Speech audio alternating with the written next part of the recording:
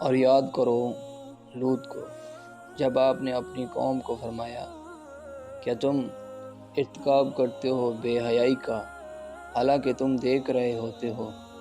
کیا تم جاتے ہو مردوں کے پاس شوہر چرانے کے لیے اپنی بیویوں کو چھوڑ کر؟ بلکہ تم تو بڑے نادان لوگ ہو۔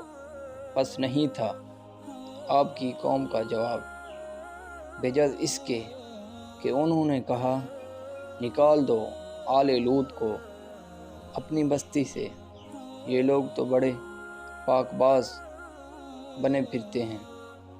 سو ہم نے بچا لیا لوط کو اور ان کے اہل خانہ کو سوائے ان کی بیوی کے۔